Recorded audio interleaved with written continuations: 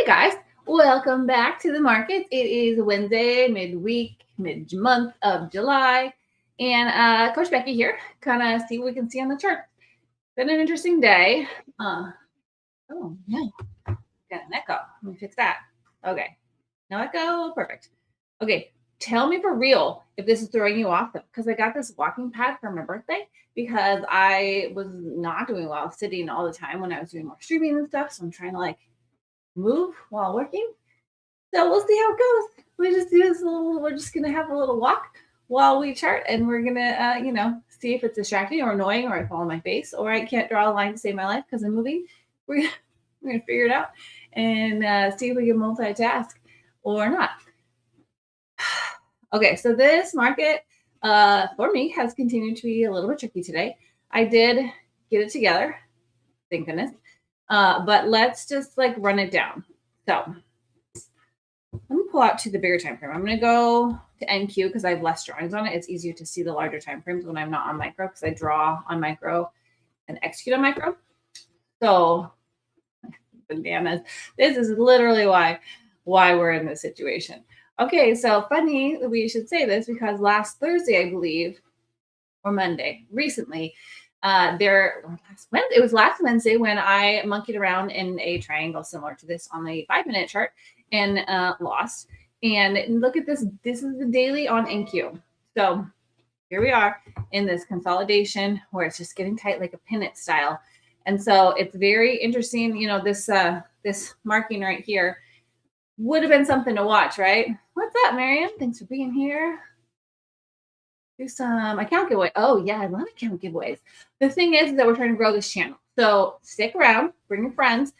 We are going to be into giving accounts, but we want to bring everyone's friends. We want to get a robust chat conversation. We can give a giveaway when it's like 10 people because we want to make a little bit of competition. So bring some competition so that we can get some numbers jacked up, and then we can give out some incentives to even increase it further.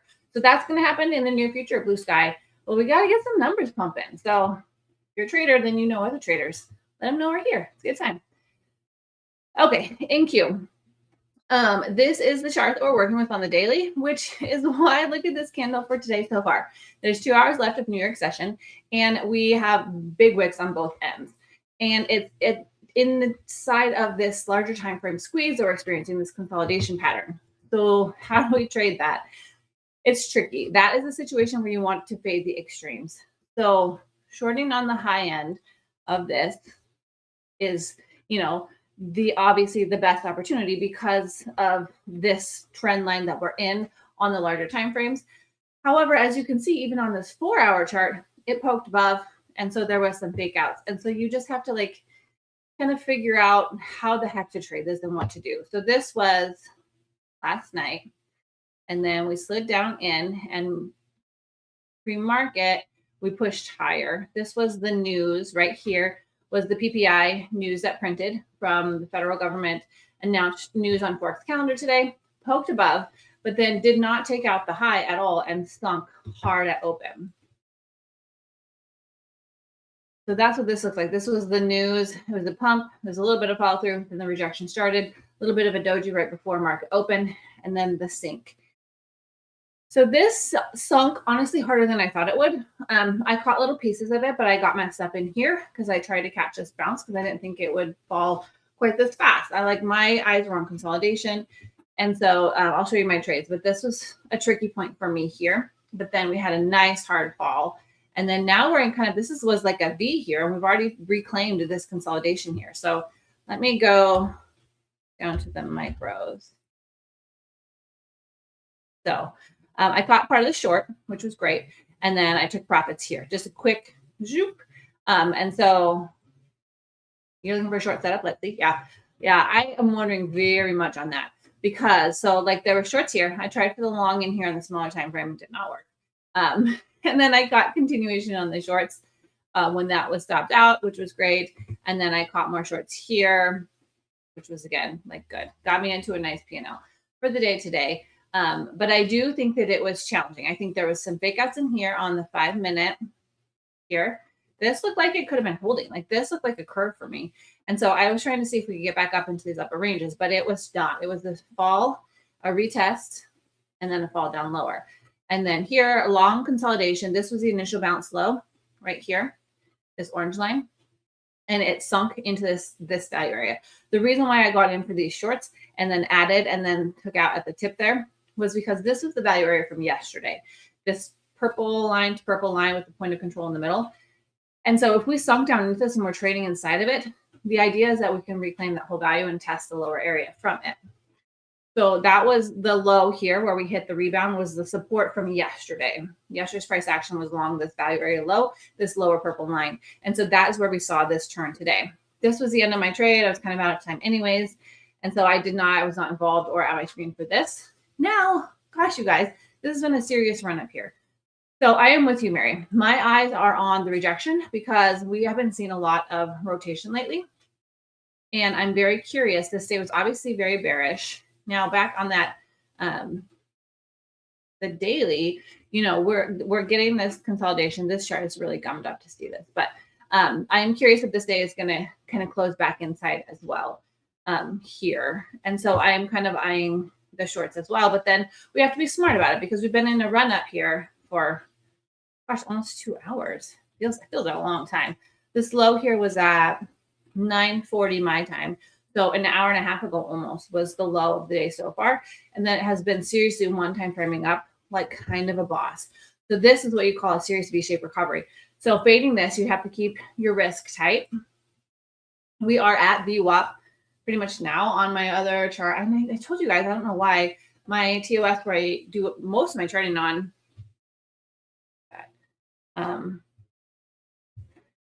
where I do most of my trading on is always a little different than my trade C, but VWAP is, we're hitting it right now on TOS, which is interesting.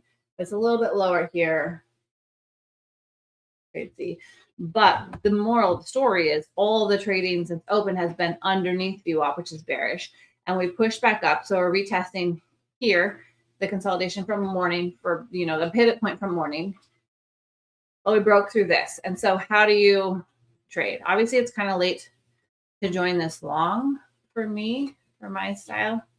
Here's where this walking pad might be a problem. Trying to draw lines. I got to figure out if this is going to be feasible for streaming, but we're going to see. So this is a trend line on the 5, which basically the 9 moving average, which is this bright blue, is hugging it. The trend line is just a more static version of that. That shows that we're like in a straight up pattern right now. So momentum wise, you could join the longs. However, we've reclaimed like over half of the day today, and we're near, we're really kind of pushing up here to the center. So more so I'd be interested to see what happens in this range here. This is a anomaly, fair value anomaly in here. That could run well. Let's see. There and there. I like to make these.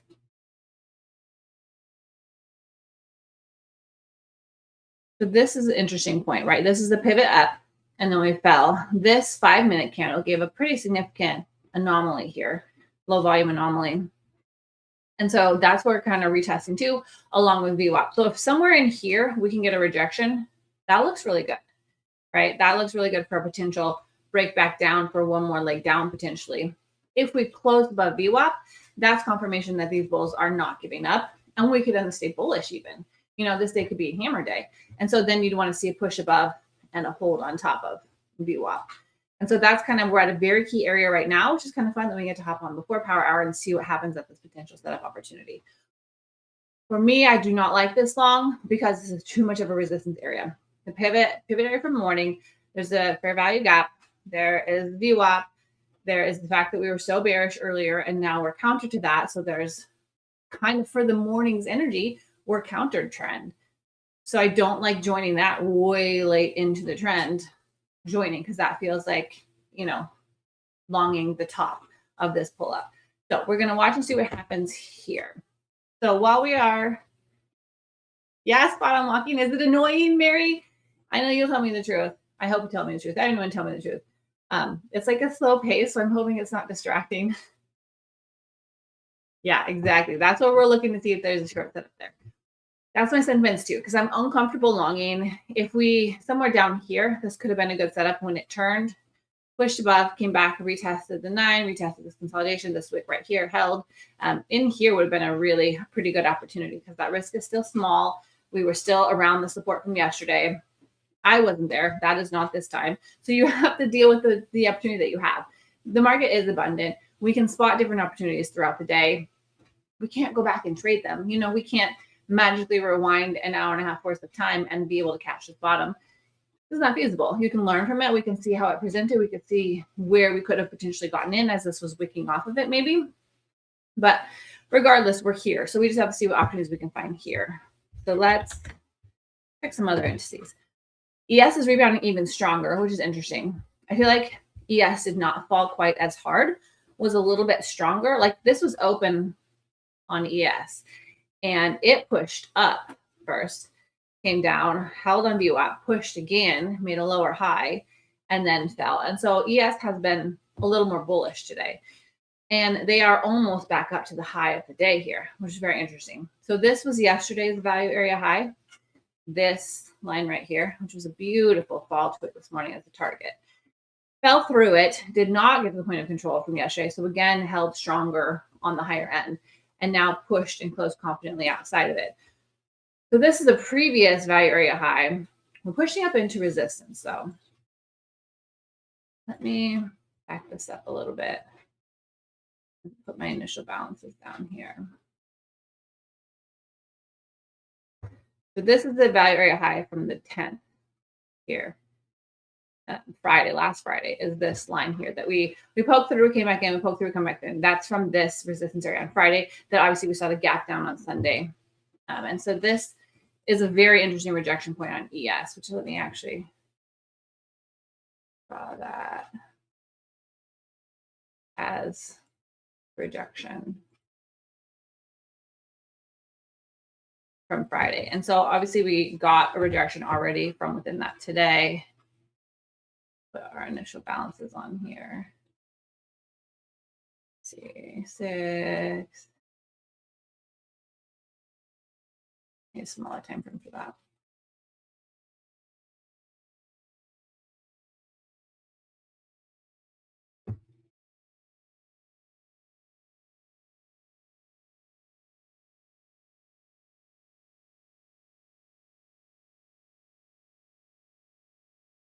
Okay, ES initial balance was smaller even.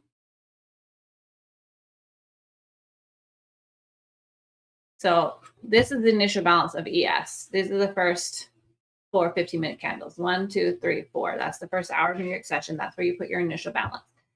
We danced along it for a while after poking below and tagging that value area high from yesterday.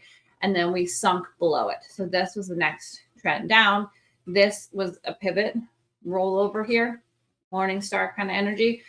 Got up under it. Now it's stronger. Now we're pushing up against again.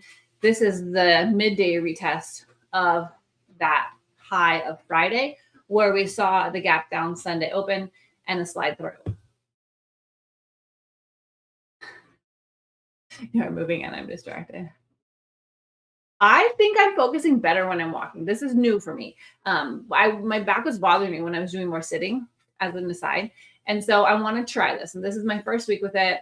But my trading has been the days that I've been walking when I've been trading just at the slow meander. It's not in any way a fast pace at all. And so it's like, for me, it's not distracting yet. I think it kind of helps because it I don't know, levels me out, makes me a little less anxious because my body is doing something maybe. I don't know. This is an experiment. I'm actively experimenting in front of you. So anyhow, this kid just now kissed this resistance from Friday and is getting some rejection. So let's see what we see here. This is a good look potentially on ES. Ooh, okay. NQ is rejecting as well. You guys are more NQ traders. Let's get over there and see if we can't catch this. Okay. We broke the trend line. We tagged that fair value gap. And we're getting the rejection. We're going to take a risky little try here at this sell. because that's what we saw coming, right? We saw this fair value gap. We saw a VWAP. We saw the greater direction of the day was bearish. This was a strong pull up that we were not involved in. So this is the area we were looking for rejection on. We did get a 5-minute touch of that that gap area. Not quite to VWAP, but it did hit VWAP on another platform on TOS. And now it's rejecting down. So I'm starting a small size here. And I want to see if I can get a confident close here. And then see if we can catch a leg down. I'm not going to place targets on this yet. So we are trying for this. I am trying for this short on ES. Use an exercise ball while you're trading and bounce. It helps. Okay, perfect, Lindsay Chick. I love that. I have one, but I know I have 3 kids and they F around on it so bad it drives me crazy. So it's like sometimes I'll use it and sometimes they'll just steal it and be so crazy that I'll deflate it for a while. But that's the same kind of thing as this like walking pad. They're so cheap on Amazon right now. And I got the sit to stand desk that we had. It was gifted to us. And so I changed this last week and I changed my desk out for this desk that stands and I put the walking pad underneath it. I'm going to give it a try. But I can do it on my own time and not do it while I'm streaming if I need to. We'll see. Okay, so this short is automatically working. But I could stand to add a little bit, but I just want to give it like a little bit of time. If it could confidently close with the bearish candle now on the 5, which is like half baked, then do a little retracement and hold, then I would like to add basically the same place they got in. This whole area right here is where I want to short from. So I want to give it time to dance. Matt is really good with the 9 EMA, which I love. And we are still on top of it. So that has not confirmed a break yet. So that is going to be an interesting point to see if it can hold up as the soft dynamic support of this uptrend that we have been in for the last hour and a half. So I'm cautious there. Seems like they want to doji it today. Yeah, it already is like a doji day for sure. Which, Jaja, I don't know if you saw, we were talking earlier about, let me zoom out to the NQ because it's less messy. But on the daily, this is the annoying situation that we're in that we drew yesterday or the day before of like, this is the triangle that we're monkeying around in on the daily chart on NQ. And it's like, just rejected quite nicely in the larger time frames off that top trend line on that. And then now we're just like inside wonky, obnoxious trades in both direction, which is what makes me interested in the short that we're in right now. Because we're seeing plays in both directions. So that's why I kind of also like the idea of like, we saw a lot of bears this morning. We saw some consolidation. Then we saw an hour and a half of bulls. However, all of the price action today has been under VWAP. And so this retest of VWAP was kind of a beautiful opportunity. Like we're already $100 in profit on just 3 micros here. Now we are retesting the 9 moving average right now, which is an interesting location. So we'll just have to see what it does. If it can break through and we get a retest and add, if it holds, closes bearish and gives a retest and still holds short, then I could maybe add a little bit. But I want to give it a little bit of time because this would be a pivot. And so they often will have to give a presentation, then follow through. We'll see what it looks like. Yeah, the daily, exactly. Everything is like shrinking down on itself. Like it's a very interesting situation. This is where Justin is really quick with taking his profits. Like he's like see green, take green. That pushed nicely to that 9 EMA. And I did not take anything off. I'm just kind of holding because 3 micros, I trade 3 to 5 generally on MNQ. So this is like the smaller position. And so I want to kind of hold and give it a little bit more time versus scaling it yet in any direction. Because if this trend line break and the bears can hold, then I want to add a little bit to this short so I can scale more on the downside. Oh, yeah. That time that he streams is the challenging time. Sometimes there's still nice morning volatility that you can ride, and sometimes it's like not pleasant. And so he takes one for the team sometimes with that. He's a good man. I really appreciate Justin for all kinds of reasons, but that's a tricky time. I feel like towards the end of the day, it's a good opportunity a lot of the time, but you never know either. Sometimes we get some real uneventful power hours. So I don't have targets put on this yet, but I need to manage my risk. Now, this was the retest earlier of this fair value gap on the 5 that saw the big sell off here. And so it could be retested more so. The stop directly above that is at 737.5. I kind of want to give it VWAP and about half of this fair value gap. I'm going to give a little bit more room. 761 is where I'm going to drop it kind of to start, because that's just over half of this fair value gap. And that's, a handful of points above VWAP. And technically the trend line retest could take up to here. If it does this and still reject off of this area. So I am going to choose to give a little bit of room, but everyone who's trading has to manage their own risk however they want. Some people like a really tight stop loss. Some people, as soon as this was in profit, would have moved to break even. And so they would be out and just watching right now. There's a lot of ways to deal with the market. And so I think that we just have to see what works for us, what is risk that we're comfortable with. Again, you guys have hung out with me enough.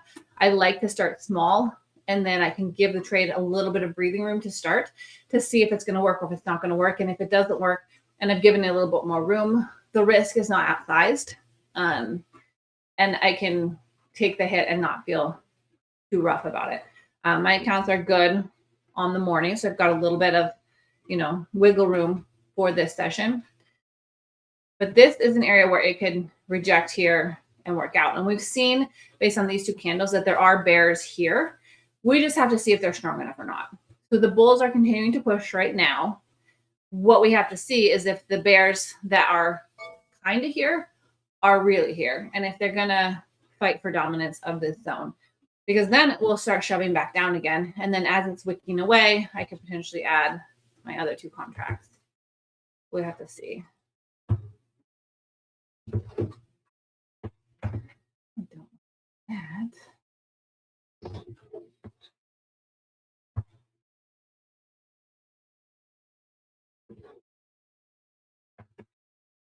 So this right here just kissed the fair value gap and that trend line break. So we'll see what it does. This is still the area of interest for the short. ES is hovering at that same rejection point, but is also still kind of pushing up. Like the momentum to the upside is not really broken yet. So we got to see what it's going to do here. It would be more comfortable if it could break the 9 EMA and this wick where it held on that a few minutes ago. So we need to see it kind of roll back over to feel confident in this short, which, sometimes in trading, you have to just be patient, give it a little time, like sit in a little drawdown for a minute or sit in a little win or give it a little bit of space to see what it's going to do. So we see what it's going to do here. This is obviously the area of my interest. Sometimes the 50% spot, 50% range of an area is got a lot of eyes on it and orders sitting at it, which is right around VWAP in this gap down situation from earlier. So that is how I chose to place my stop. We'll see. We'll see what it does in the next few minutes here. Ideally, I'm hoping right around here is the secondary rejection. That is how it would look for this trade to be working out. And we'll see. We'll see what it does. It's been long for an hour and a half. That's been the current momentum. So yeah, exactly. That's it for me too. Do or die level. Because if it doesn't knock itself down right here, it could confidently start pushing and closing higher, in which case the trend continues and we could get a bullish finish to the day, and it could push up and break some highs. And so then we want to see a close above VWAP and then a retest for potential long off of that. So this is absolutely, couldn't have said it better, do or die range. See what it does. In fact, you know what? I'm going to add my other size here and not move my stop. And then we'll do or die. Because this is my area where this trade works or doesn't work. And this is a really good entry opportunity. It touched VWAP on trade C, got just inside. It hit the liquidity of this rejection point earlier. Now we get to see.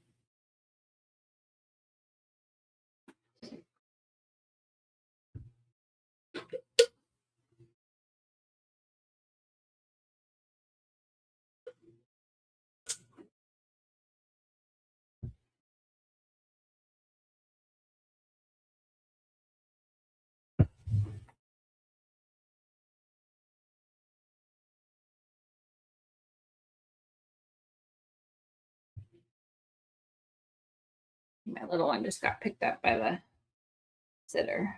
Checking my camera. All right, come on, bears. Show some strength.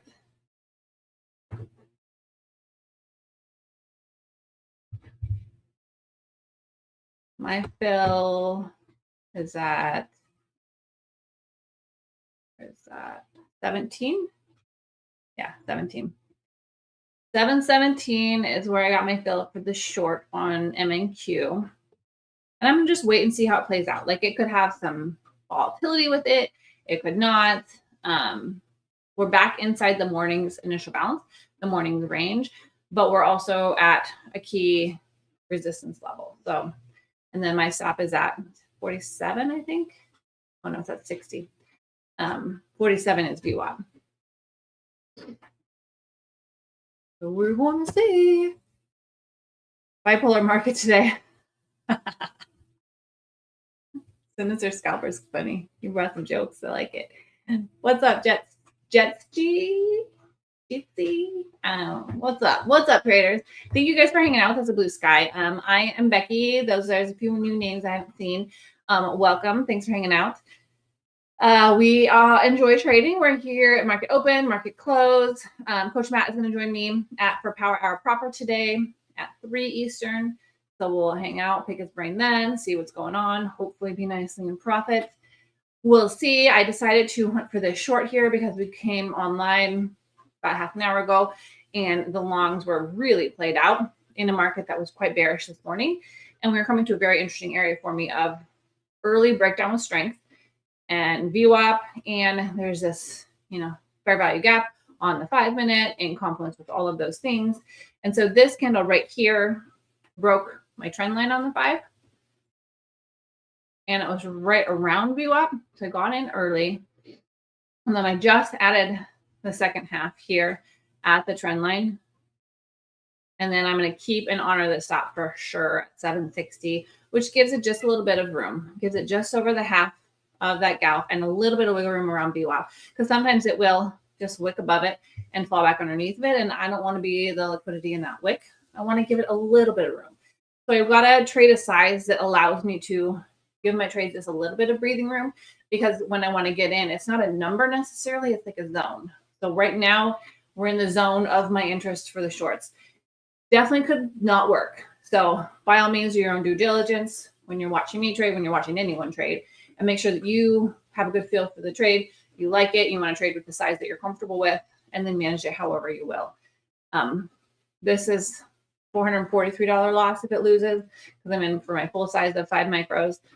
But if it wins, I don't even know the profit on this because I'm not sure where I'll scale out. I want to see what sort of momentum we get out of here, because I do like this area right here between these purple and orange lines. The orange line is my initial balance low, and the purple line is my value area high from Friday. So this confluence here is very interesting to me as definitely a scale out. Ooh, feed buffering.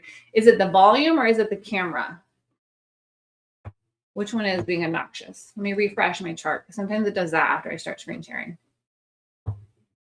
If it's my camera, tell me how annoying it is, because I am on a new walking pad that I got that goes underneath my desk because my back was like annoying me from sitting more. I'm generally pretty busy. Like my previous career was a nurse, so we do a whole lot of miles in a day. And then I have kids. So I'm not used to the sitting that I'm doing with kind of pushing more into like live streaming and stuff. So I'm actively walking on a walking pad. So this may or may not work out for streaming. And if it doesn't, that's totally fine. So let me know how annoying it is. It's hard to get the camera to focus on me is what I'm figuring out. So my face just might be a little blurry when I do it, but you guys are more interested in the charts anyway. So please do give me feedback, because I have thick skin. I can take it.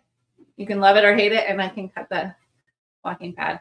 All right, right now it's starting to slide down. What I would like to see is a break of this last bullish candle on the 5, which would be 705. If it broke 705, I would feel more confident in this trade working, which it does look like it's heading that direction. Not the chart. You are buffering on the video. Oh, so it is. Yes, it's me. 1 minute bearish divergence. I want trying to break below. Nice, Mary. I like that setup. Atta girl. My entry was a little bit more aggressive. I love your patience. Great job.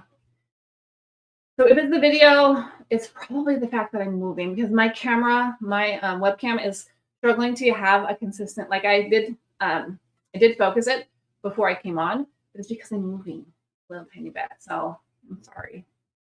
You have to look at me with, I don't know, grain of salt, I guess, and watch the chart. I don't know. We'll see. We'll see if I do it again. Okay, we're still holding. It's just above my entry price, but I like the look of this. This is what I like.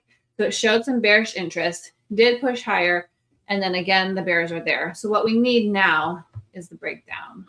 Let me pull up the 1 minute chart because Mary's really good at these divergences, and I love her eye. So this is that bearish divergence she's talking about. Price action made a higher high, but the RSI made a lower high. So this is bearish divergence on a momentum indicator, here to here, here to here. So that's a good sign for this short here. Now we want to see it continue to break down here. On the one, it did sink underneath that moving average. I'm not really used to the 1 minute chart. I haven't traded that in quite some time, so I will look at it. But I don't want to get too stuck on it because it might make me micromanage a trade. That's what I've learned about myself. So I want to give it a little bit more time to let it set up, dance around, do what it's going to do. Maybe if we look away, it'll get some movement. Because again, this wick got awfully close to that 9 moving average, which is where we kissed earlier and pushed up. So let's see what gold is doing.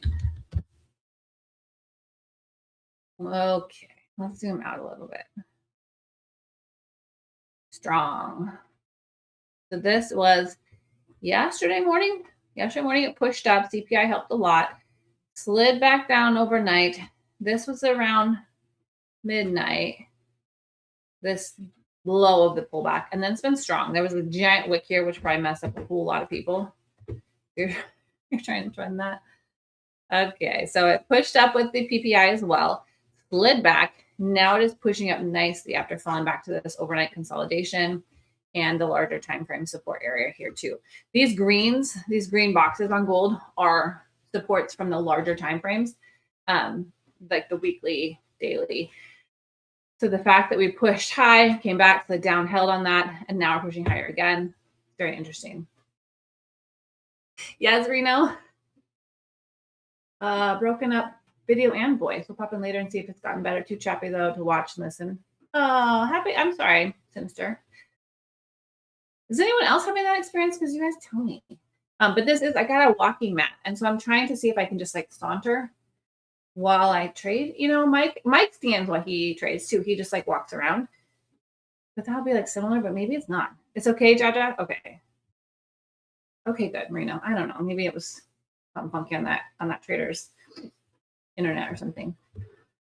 Okay, my face is going to be a little blurry when I do this, but we're going to see how it goes. Okay, so gold has been pushing up for 2 hours now, which this was a really nice support hold here. And so it could even, this could be the, you know, lower high. So then this could be a nice push up on this time frame. This is the hourly time frame. So, I mean, if you're thinking fibs from this point, you just have to go out farther, I guess, to see where we're at. A, B, C, 1, 2. If this is a wave 3, you know, this could have a lot of potential on it. But we'd want to see it break out of there.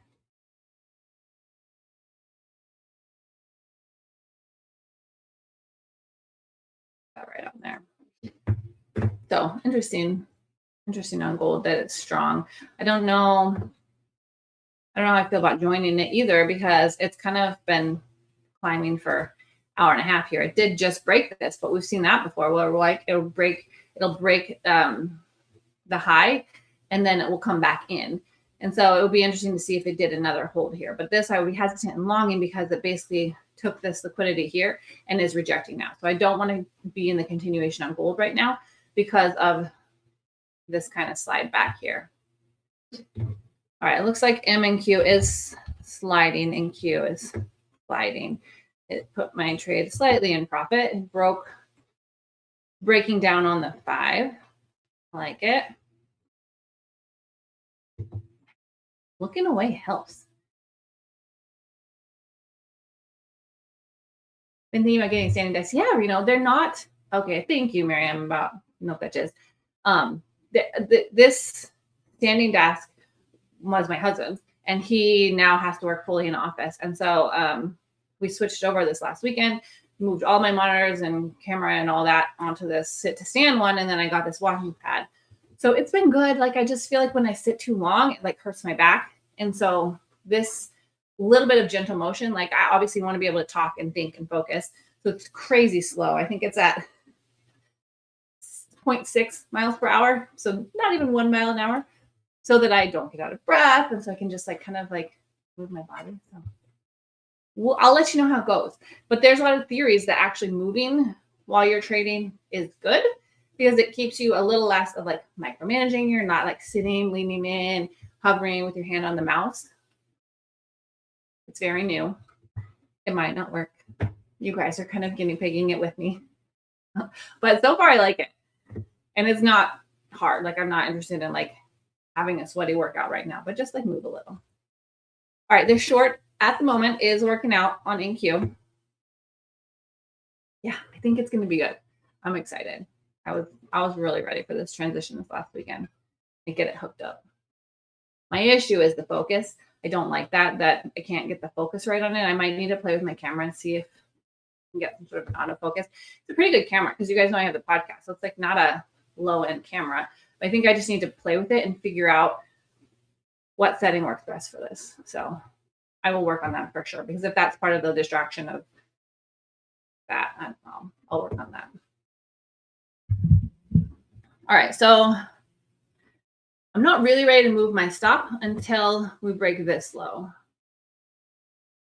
This last attempt of the bears. That is at, the thing is my mouse kind of moving when I move. 684, 685. That is this pivot here. We are progressing down lower on the 5. We're underneath the 9 moving average, and we're underneath that bullish engulfing that took out the last and did the last push up to VWAP. So we're underneath that right now. I would feel better when we break the 685 because that's where we wicked off of before. If bears can get some aggression down underneath that, then I'll start thinking about managing my risk. We do have an hour and 20 minutes left, so I don't want to scale out too fast because I do think that we could get some movement down. I don't want to take everything off the table too low. However, this area right here is very interesting to me between this purple and this orange, because this orange is my initial bounce low and this purple is my value area high from Friday. And so right in here, there's a couple of confluences for this. Right here, there was a little hesitation earlier. Obviously, that was the high end of this consolidation for a while. We did break below it. So the bears ended up owning this morning. We pushed it with some strength though. So this is an area that's got a couple confluences on that we might hit some snags. So I will scale out there. I just wasn't in a big hurry to put my targets on because clearly I'm going to stay at my desk and monitor this trade with y'all. Like the retest entry of 685 if we get it. Yeah, 685 is a very interesting level. That's where I want it to break to feel good about my trade. I still feel good about my trade. I really actually like my entry, but I will feel more confident in holding long-term when we break that, which we're coming at it fast. Did Mary get in? Did you get in, Mary? See if anyone else got in this short with me. Been good so far. My average fill is at 716. So we're right at that wick from before, but this time we went higher and we got a confident close underneath that 9 moving average. Now here with that confident close, you might get a retest. So these little bulls right here, that would make a lot of sense because this is an aggression candle. And so a little retest there makes sense. But if we can get even some kind of print underneath this tip of this wick, I'm going to be a fan. I am going to put a scale out, by a couple right here on this 652.5, right on the top of my value area high from yesterday, because we are back inside yet. That would put us like to retest basically the break back above yesterday's value area. And so that could be the next lower target. But again, we do have to break this resistance we're at now, but Oh yeah. Yeah, that's fair. I mean, we can't always be there. A chair. Aw. You want me are you telling me to get in a chair? See, now I'm gonna be sensitive about my walking. Does that mean sit down? I can take direction. Put your butt in your seat. Okay. Matt will be on soon as you control him in person. He's gonna stop on the 20 minutes this year at Power Hour Proper. He's gonna join me. Aw. Well, that's fun. All right, so this is the little bit of a retest because we're back in this wick area here that the bulls fought for earlier, and it's after this bullish break or bearish break. I'm sorry. So a little retest here could be a good opportunity to see what it does. But I want this bearish engulfing candle to hold. I again am not going to move my stop down until we break that 685. Because then that shows me continuation. And I don't want to squeeze it yet because this retest right now makes sense to me and I want to hold this trade.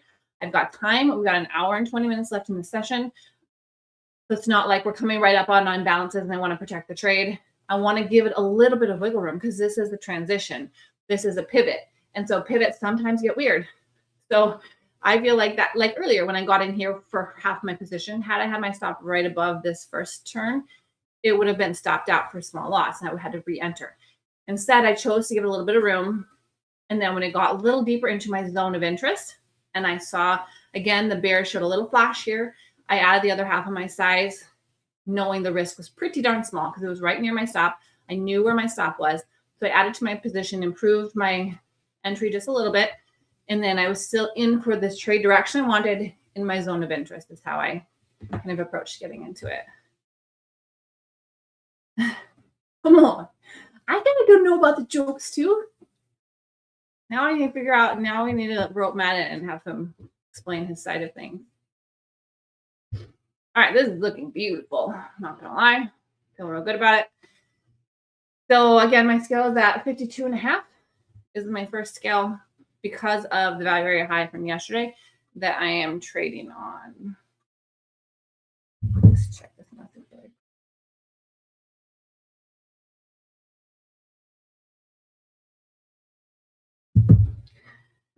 Okay, so with this candle has got a minute and a half to close this 5-minute candle. It did push really nicely below that level. So hopefully it can close outside that level and then I'm going to enjoy this ride and we'll move my stop gain into position or at least right on top of that bearish engulfing. But I want to give this candle the last few minutes to close out as well. Yeah? Which idea? The short? What's up? How are you? Catan. Yeah, thanks. Ooh, 666. We're on it. Oh, don't tell me that because I don't have a scale out there. I want to fall to 52.5. Go, go, go. Go, go, go. It's a good trade so far. I'm into it. My first scalp's going to be 75 points. And I'm going to take off 2. I think it could have more downside. Oh. I want this. I want this. What does that look like if I take the DOM off? I don't use the DOM very often. Give us more chart. Okay.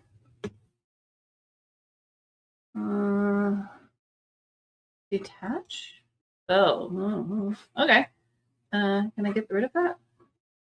Where did I put it? Detached it, but dock widget? What does dock widget mean? What? I don't know what that means. Oh, there's my scale out. Drag to dock. I don't want to do that. Okay. I gotta figure out how to just get rid of this. No. Minimize. Ooh, there it is. Okay, got it. Great tip. Good advice. Good question. Thank you. Who said that? Reno? Cheers to you, man. That was a great request. Wait, how do I enter and exit my trades though? I just drag them and put them on the chart then. I don't need those buttons. Thinking through it in real time now. Okay, so I got a scale out. That was beautiful. I took about 75 points on that scale. Took off, I mean, I'm in for 5, so I didn't take off half. I took off 2. Now I'm going to move my stop to basically break even, which is the top of this bullish and bearish engulfing that smashed through that 9 EMA with strength. So now I'm in a risk-free trade. I took 75 points on 2 micros. I've got 3 more running. This is my first area of interest that could hold. I'm not quite ready to move my stop on the 5s yet because we have too much time left. I would love for it to keep falling. Wait, where would I want to get out next? Let's think about that. This, so naked point of control was naked because it wasn't traded through a New York session. That's how I gauged them. It's the point of control of yesterday's price action. And coming into today's session, it was quote unquote naked because it hadn't been tagged yet by price action in New York session coming back at it. And so that's what this dotted line was this morning.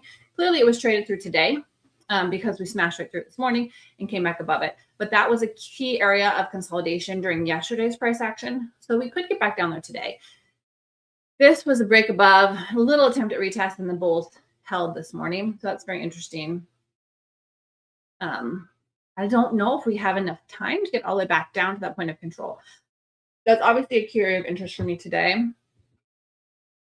I'm also interested in, there was clearly some liquidity here. So there's these 3 wicks.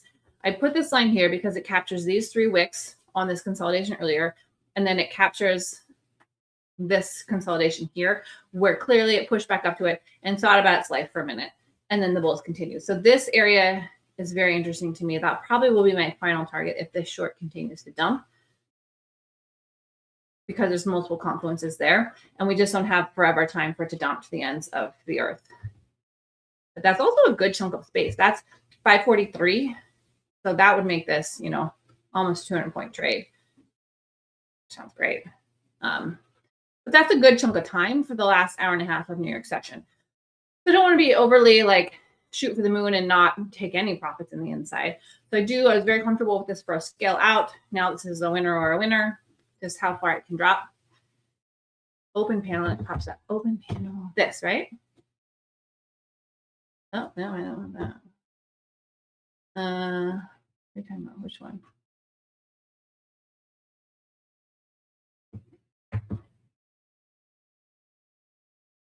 Oh, here, I see it. Okay. Oh, no, I say goofed it up again. Dang it. Okay, found it. Thank you. Reno, you're very helpful. I appreciate you. Okay. I really did actually do a deep dive into TradeC when I started using it, and I actually did that video tutorial on BluSky TV for how to set it up and risk parameters and all that jazz. But some things that I just haven't used since I dug into it in the beginning, you know, use it or lose it. I think that that's a true statement. And so if it's not something that I actively like use all the time, then I'm not as good with it. Okay, can I show you guys something really quick? Look at this ES chart that we were looking at earlier. I decided to trade in Q because that's what more people trade here, and I didn't want to be in 2 different instruments. But love it when my levels work out. Like this rejection here was gorgeous. We talked about it when I did this perfect kiss of it here. It did the same thing as NQ, where it gave some signs of bears, went back, took out the liquidity of anyone who squeezed the first short, and then had the follow through. So another reason why if you're trying to be involved in a potential pivot, don't squeeze it too tight, because I think it knows. I'm not saying this market hunts us, but I do think that there's an algo that will say, let's take out the people who shorted first. There's that phrase first in, first out. So if you shorted first in here and you squeezed it, you were taken out here and you weren't wrong. The trade progressed out of this resistance zone from Friday. We drew this earlier, the resistance zone from Friday on ES, where it gapped down Sunday and everything has been underneath of it until today. We tested it earlier, obviously, and sold hard out of it this morning. This was the first retest. Pivoted nicely. That was at the exact same time as NQ was pivoting. We were here when this hit, but we switched to NQ and we decided to trade that. But both trades are working out beautifully, which I'm very happy about for us. How do you decide you take profit? Ooh, I love that question. Miriam's 20 points away. Okay. I watched that video to get used. Yes, Reno. Thank you. Thank you for watching it. They tried to help. It helped me too. Smooth is better. I've been very happy with TradeC. I've been really pleased. Like I knew TradingView before, so that helps. but I've been very happy with trades. It's been very, very good. So for my take profits, it's like kind of a beast that has evolved over time, because a lot of people will do 1 to 1, 1 to 2, 1 to 3. It's hard. It's based on points. I don't trade that way. I trade based on context. And so there has to be a meaning to a level. Otherwise, I don't want to get out. And so for me on this, there was multiple confluences here. So, and it was a good distance for my trade. It was a good amount of profits. It's a part of the trade would matter if it got there. So 75 points is a lot for 2 micros is where I scaled out what I scaled out there. This purple line is my value area high from yesterday. And this orange line is my initial bounce low from this morning. So those 2 levels are still in play because the value area is value area from yesterday. So it's the most applicable because today is not fully baked. It's still in progress. So it's not as applicable yet. So yesterday is the most recent value area that we're trading around. And so the value area high from that purple line here was a target to be played through. You see here, it was a beautiful short target here for the morning. And then we got underneath of it. And then we dinked around while holding underneath of it before the shorts finally took it. So this is an exact example of how you can use it in real time. Of the shorts this morning, recognized it. And there was a legit bounce off of it, 10-minute bounce off of it here. And so a lot of other eyes were on that as well as a target. So that was a target for the morning short. And then when it closed through it and all these trades were happening underneath of it, then you're like, okay, we're underneath it. We're inside yesterday's value area. Where could we go for the downside? And for me, that would be the dotted line is the point of control from yesterday. And then the next solid line that's a little bit darker is the value area low from yesterday. So this whole inside these 2 solid lines is the value area from yesterday, which is 70% of yesterday's price action is how that's determined. It's based on volume. And so this point of control, this dotted line is a target. So on the short here, I recognize this was a good amount of distance. 75 points is a good amount of points for NQ, especially for a scale. Now there's confluences here that could bounce. You see this bounce here is case in point.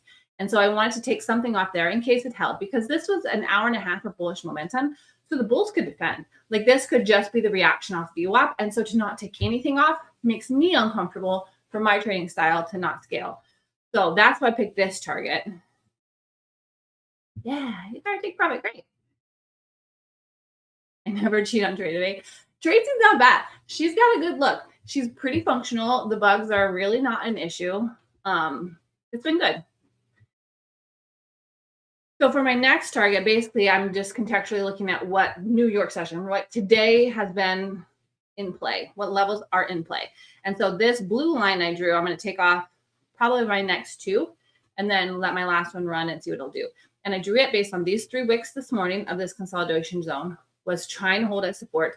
Here, when we pushed back up, there was a consolidation for 10 minutes to see if this level would react. And so this is a level that is being played through in New York session and is given some respect. And that is at 47. I'm actually going to put my order there to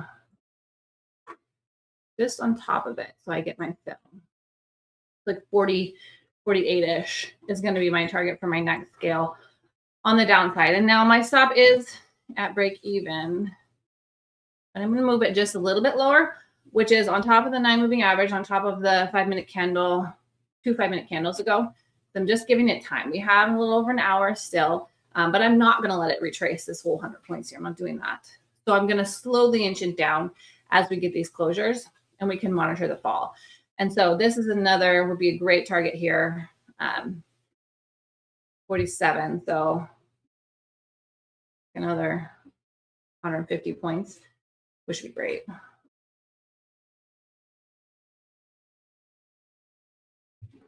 Questions? Great trade, Marianne. Point of control. Yeah, I would love to.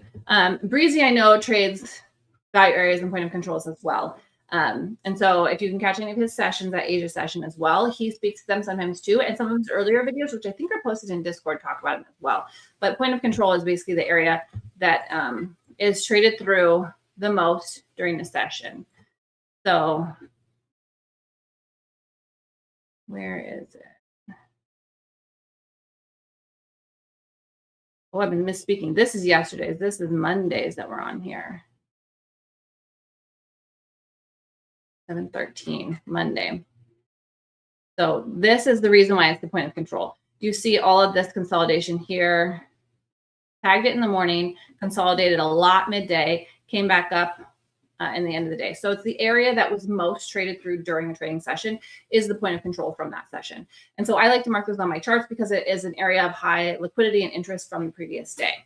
And so that is what a point of control is in a short explanation. Basically, for a chunk of time, which is the New York session, what is the line of the most contract exchanged?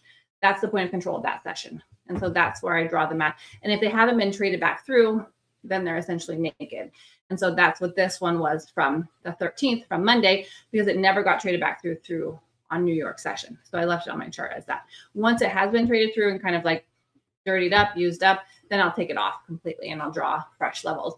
Because if it has been traded through, then there's new data over top of it. So we're still sinking down here. I still feel nice about this trade. We're at 617 now, so it's got another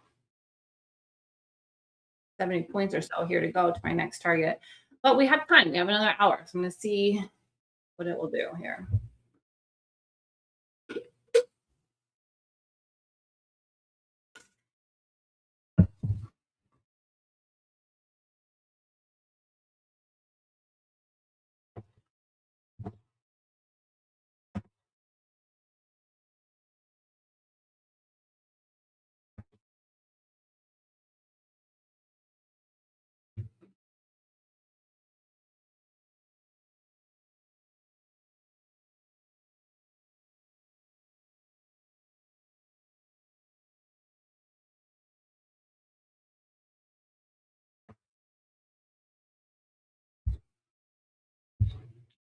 It's still kind of dancing here, which is interesting. It did get in the 5-minute close underneath this level here, but not by far. You know, on the 15, it's probably could just be a wick. So we'll see. This is clearly an area of consolidation from earlier, right? Midday today, consolidated there for a long time, which I think is when our poor good friend Justin had to be involved with the market. I think that was his trading session. Pray for him.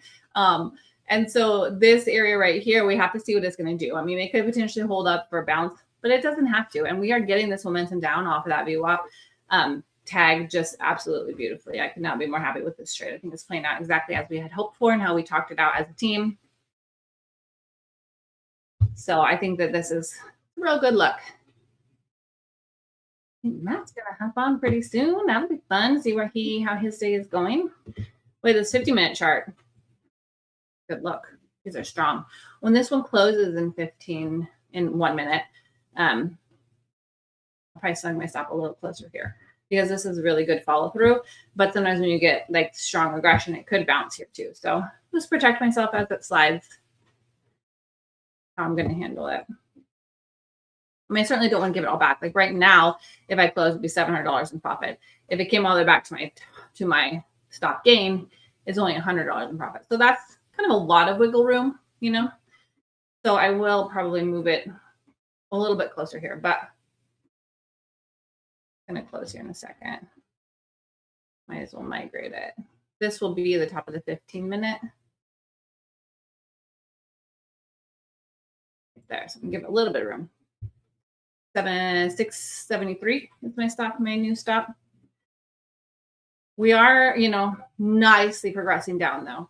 So if it does go back up, then I might manage my exit with more strength, but we're sliding down nicely. So I do like my next target down here at 740, that 547, because like I said, of the area of interest that it was traded through earlier. So we'll see if she can keep sliding. Maybe I should emoji it. Kind of worked earlier. Which one should we do? Let's see, is there a nuke? We don't want that. No nukes, no nuke. Operation No Nuke. What is up, Coach Matt? How are you? Becky? How are you doing? It's good to see you. I'm good. I'm good. I'm trying something new. You can see. Oh, I could see you were doing something new. Yes. What is that? It's a walking pad under my new standing desk. So that's what I wanted for this period of my life. My back was bothering me. I was sitting more than I had ever sat before. When I had back injuries in the last few years, that makes it just like it compresses that disc. And so I switched everything this last weekend to a standing desk, and I got a walking pad that goes underneath of it. So it's like a little treadmill. So is the standing desk with the walking apparatus helping you short the NQ right now? It is. It's been a key to this successful trade, actually. I like it. I like it. I like it. By the way, not to influence your trade, I like your trade, and it's on the NASDAQ, but I am looking to see a pivot formation on the ES to go long again. Okay, let's talk about the ES. Let's do it. I like the pullback. It's right there at the 76 zone. You're kind of sitting right underneath VWAP right now, and I kind of feel this is a good little pullback. See a little bit of development, and just kind of like the cheapest pullback against the 5-minute uptrend here. Ooh, I like this. This is a great area. This is the initial bounce low. This is VWAP. This was it broke above nicely, came back under. Well, and the ES is definitely better than the NQ today. NQ is strong. ES is stronger. Yeah, I was noticing that. It pushed harder. It pushed higher at open, and it didn't go as low on the fall.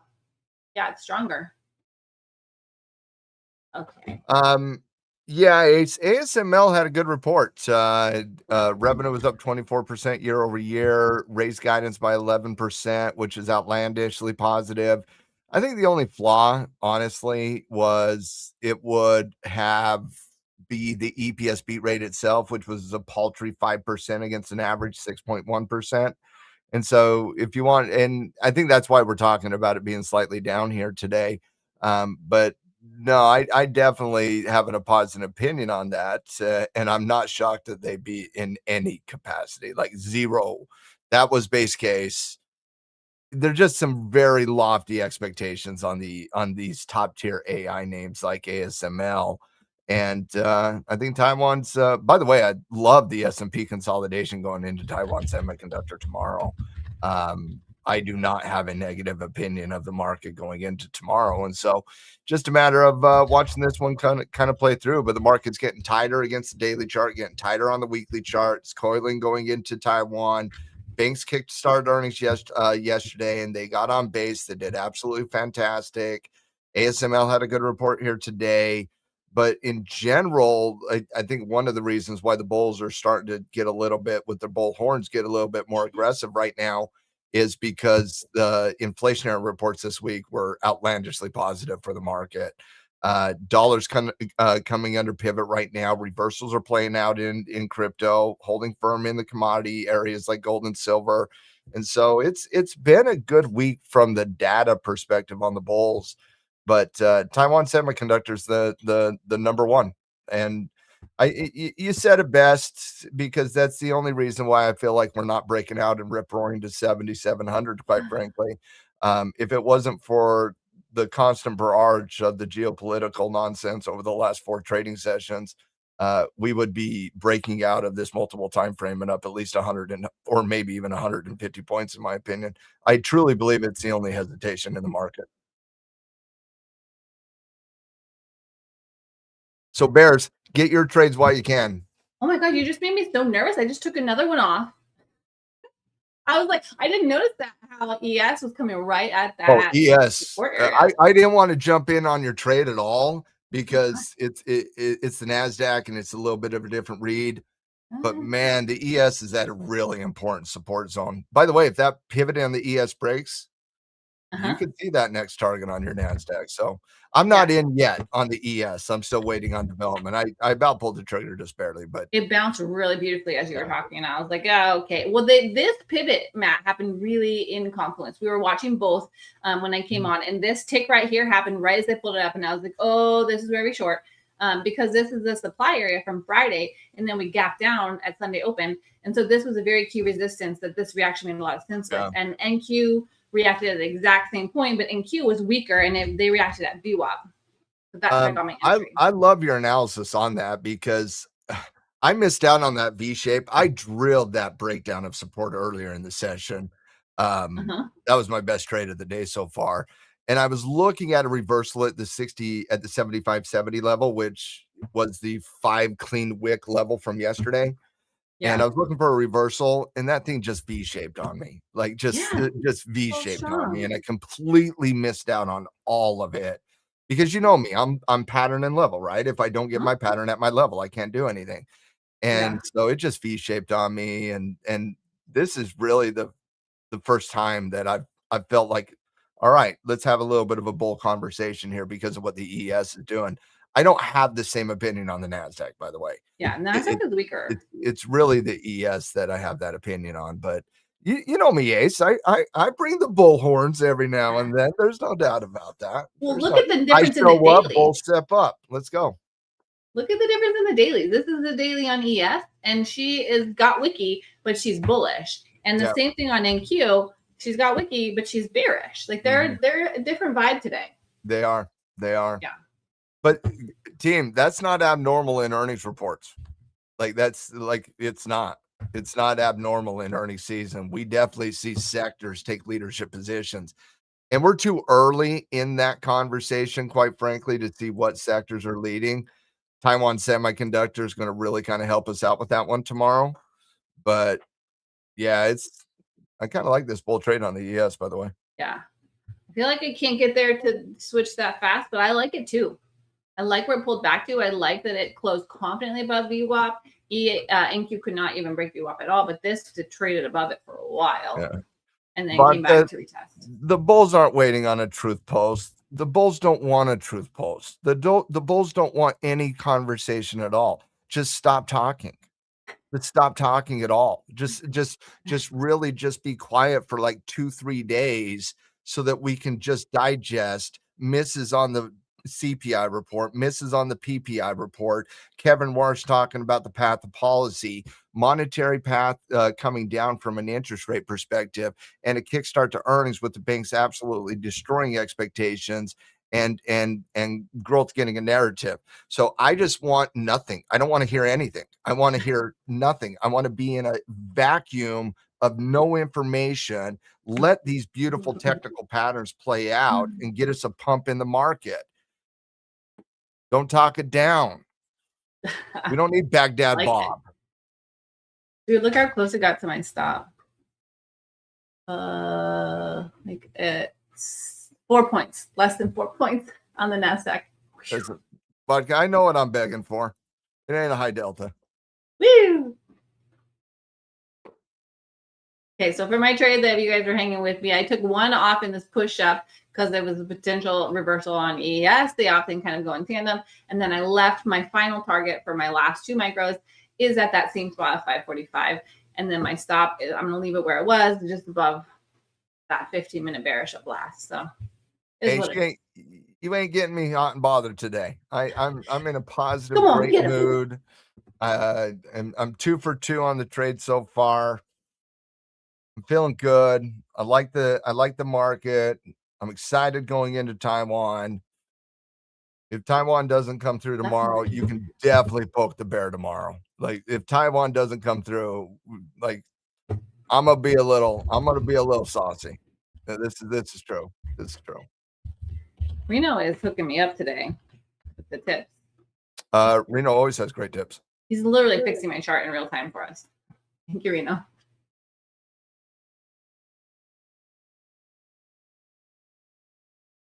Yeah, this world is a mess with all these tips and tweets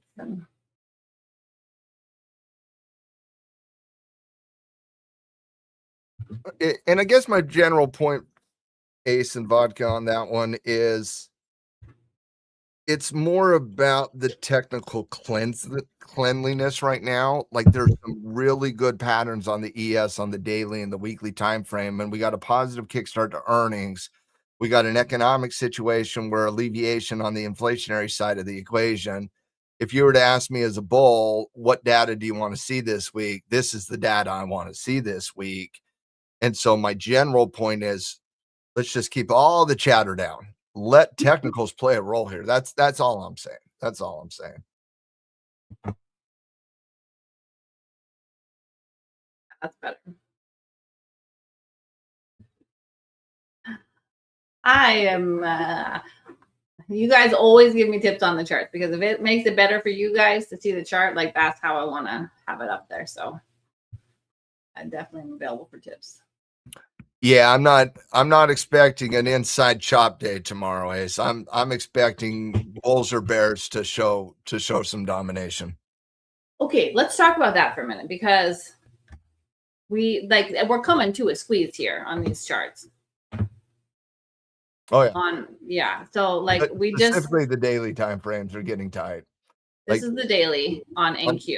Yeah. So definitely, I mean, there's not a whole lot of wiggle room here on that. And that's also a symmetrical triangle on the NQ, which also adds a little bit of the explosive volatility to it as well. Yeah. Coiling, right? Coiling.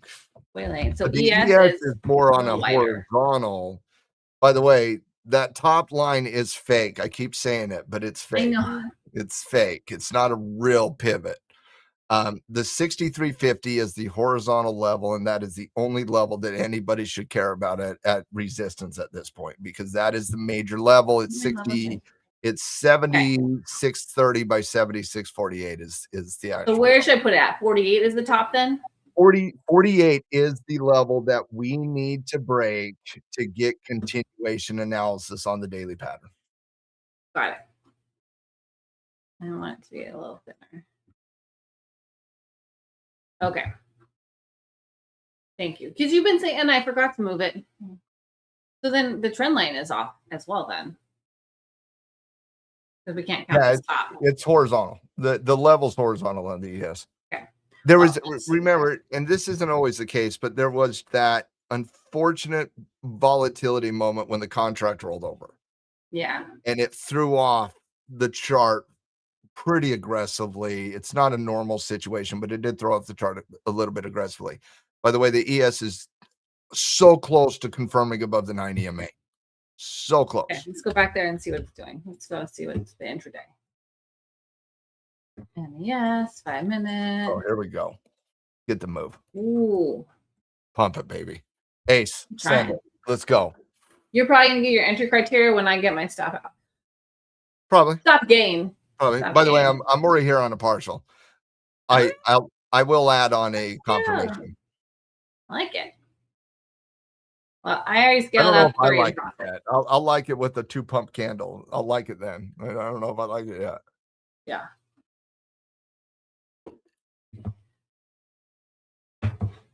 Goldman Sachs, by the way, was the standout in the banks. Oh man, big battle right now. Ooh. It's just a techie testy. Let's go. She's strong, Goldman Sachs. Oh, you like her? No, I don't like Goldman Sachs. I can't stand that company.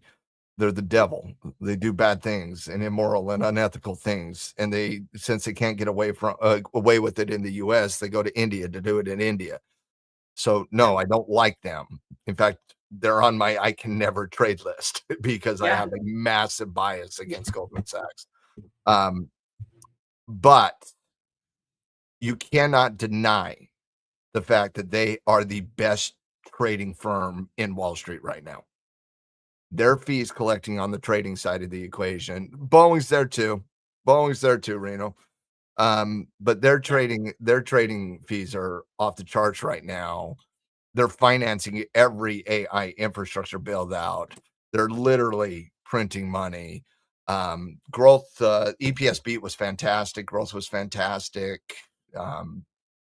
Their efficiency on AI right now is outlandish. They're definitely the winner of the bank so far. Jamie Dimon is the fakest bear in the history of fake bears, Ace.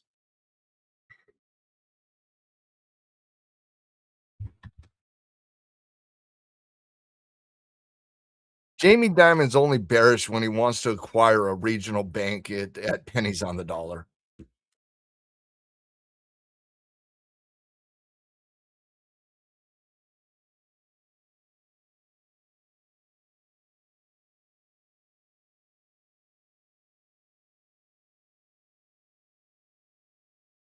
By the way, I don't have the same opinion about Jamie Dimon and JP Morgan that I do Solomon and Goldman Sachs. Slightly, but not the same.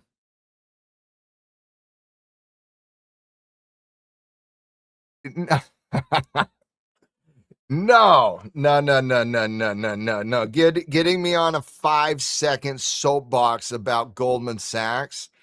That's called another day that ends in Y, my friend. Get me on a 10-minute round about the Fed, and then you win something. Although I did appreciate the fake inflationary beats this week. I did appreciate that. Send that dollar down, get us excitable, I would say. Come on, ES, pump it. And just testy. Tick, tick, tick, tick, tick, test it. Go. Get above the height. Let's go. I haven't done a lot of, like, I haven't seen Warsh today, Reno. And I still need to go through everything from yesterday, but I gotta be real. I'm starting to kind of like him. I'm starting to kind of like him. I don't want to say that too loud, but I'm reserving opinion, but I haven't seen anything that I've been like disagree with. He's analytic, he's data driven without being cowardly about being data driven. Like, my biggest problem with Jay Powell was not that he was data driven. I'm very data driven. I love being data driven. He was a coward on the data. I just, there was too many times he was just too cowardly in making a call. And I don't, and I do know why. He got beat up historically with transitory. And so I just thought he got a little too cowardly with making calls on data, and Volcker was rolling in his grave a little bit. And so I kind of like Warsh so far, but he did say they're vigilant in battling inflation. I just think he's very open-minded to the path of policy right now. And I do think we need to overhaul our economic reporting system. Like, nobody has confidence in the economic numbers, and for good reason. We need to overhaul that. And I say that with the fact that we are the best in the world at economic reporting system. We are the gold standard. We're the shining light on the hill that everybody else looks to. If you ask me to, if I trust US data more than any other data, it's not even close. It's US data. But we still got flaws, and we got to get better. That's exactly right. That's exactly right. That your local credit union has better tools in their toolbox to handle inflationary data than the old Fed did. This is accurate. And creamy or crunchy peanut butter depends on the time of day, but let's go creamy in general. Creamy. Yeah. Mm-hmm. If I want crunchy, I want actual nuts. Like, I want to have the peanut. You know? If I want sandwich, I want it to be creamy. Yeah, I agree. It's a great question, though, Sinister. Important questions. We're getting to know each other. Valuable. It is important to understand who you are as a B&J guy. It is important to understand. In all the ways. Like, do a deep dive into your whole world and figure it out. Oh, like extra crunchy at like little after dinner snack there, Reno. Well, yeah, let's throw on that crunch, baby. I'm not opposed to crunch. Maybe it feels, yeah, right. Yeah, I would still eat it, but maybe it's a different kind of sandwich. Isn't the preserves with the actual fruit in there? Yeah, I think so.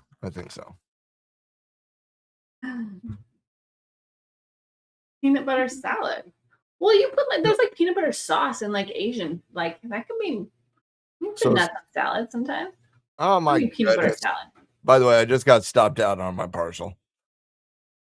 I'm not mad that the Bears are winning.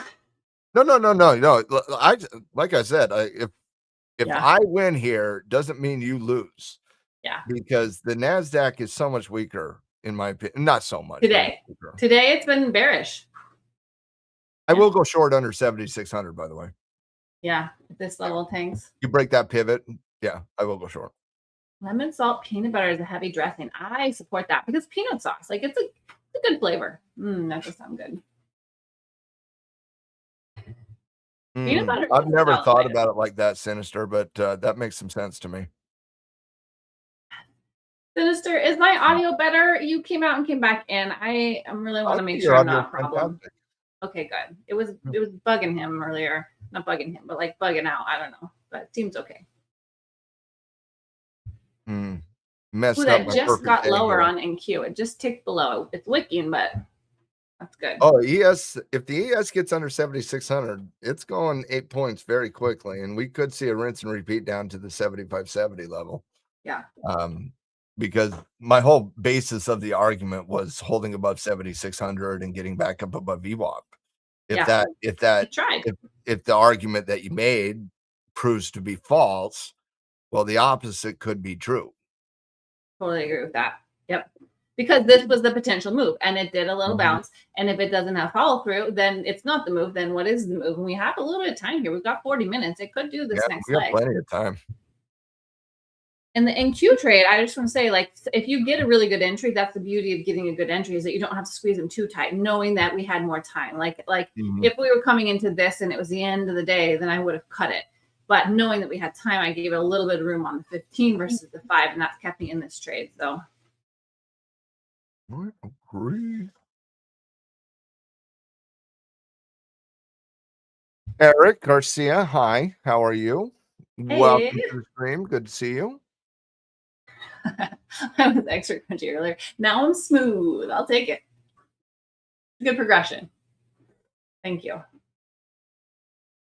Tomato, cucumber, red onion, 2 chops of parsley mixed with gloves. I just don't know why you would put that on a peanut butter and jelly there, Ace.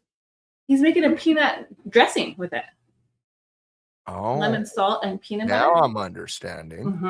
Now it's making me hungry. Okay. It's lunchtime where Matt and I are. So you guys are going to make us good. We got to go early. We hungry. I kind of feel like I'm getting a little hungry here, Ace. Yeah. I'm actually really excited for my garden because I grow fruits and veggies, and my tomatoes and cucumber plants look good. That NASDAQ, if the S&P triggers, I really like your NASDAQ trade. Yeah. I really thought about this trade, and I got a really good entry. I mean, I started streaming right here is when I turned on to stream.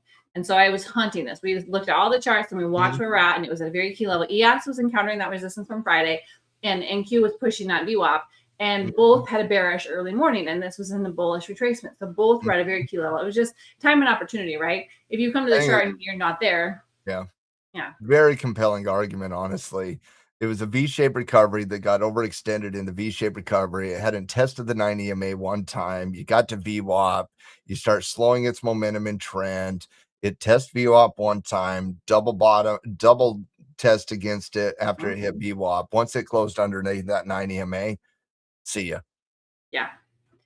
Yeah. And you know that I'm a touch aggressive. So I got in with half size here when it broke the trend line. Of course you did. And it was in profit briefly, went back against it, but I didn't squeeze it because I got in for half size because I recognized this whole area was my area of interest, and it hadn't yet tagged VWAP or really pushed into this like fair value gap earlier. So that's when I waited until it kind of kissed it there, and then this rolled over into bears to add. So I did add above the 9, but it was because it was at a very key area that I was seeing some bearish presence at with these 2 candles here. And so I felt like this just touched the liquidity of that and a little bit higher into the zone, and then it was ready. I was going to say, Jesse Livermore's rolling in his grave about the lack of confirmation on this story. But I can't say it too much because, I can't say anything, honestly, because I just took a partial on a pullback before it got back up above the 9 EMA. So, and as a way of the market punishing me, did stop me out. So, I mean, I can't say much. I did the exact same thing just 10 minutes ago. Yeah. We all just we calculate risk, right? If you put on a trade, there's no guarantee for any of it. Even if you wait for all the confirmations in the world, it's still not guaranteed. There's an element of like taking risks. That's why I like the getting in for half size and adding with a little more information. And I actually really like your trade idea. It was slowing its momentum coming into the VWAP. Waiting or not, I would have waited personally, but waiting or not, both would have won. It was a good trade. You had a good read, good trade. Yeah.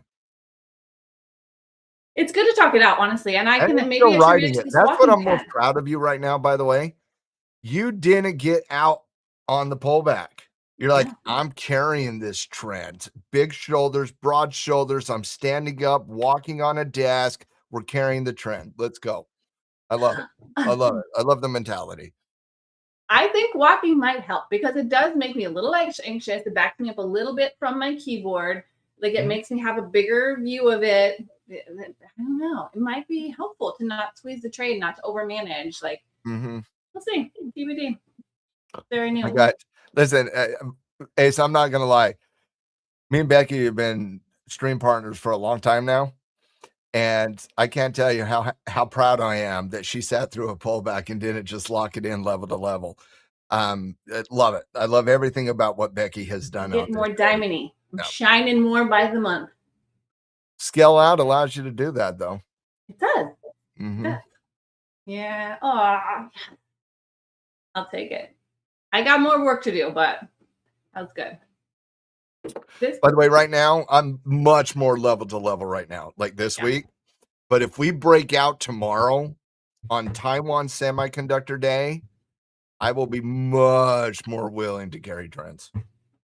We just haven't been trending on the daily chart on the S&P for over a month. Like the larger time frames have been stuck in mud consolidation. If we can get a breakout, that would be beautiful. See, we said that, and now we stopped the bearish momentum. We should have kept side-eyeing it. I see they killed IBM. Yeah. I see they made big blue, big red. Yeah. Definitely saw it. But that's what happens when you're born on guidance. I also think it's a general overreaction in general, because I kind of feel like it gapped down into major support levels. And I do personally believe there's an overreaction to the information that we did get, because it wasn't all, dark clouds for IBM on that. So I actually find IBM's level to be very, very interesting. But it can continue to fade as that momentum kind of plays out here. I haven't touched it yet, but if we start to see a reversal between like 212 and 220, I'd be interested. But I definitely would say that a 302 EPS handle against last quarter's 191 handle is not the worst thing in the world for IBM, and definitely no reason to send it down 35%.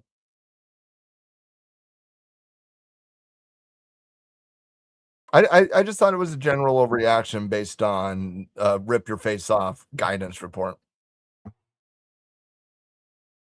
But when I write up all my earnings analysis on Friday, they will be, even though like I'm right there with you, like I think this is a very interesting level, but they will be on my bear quick hits list.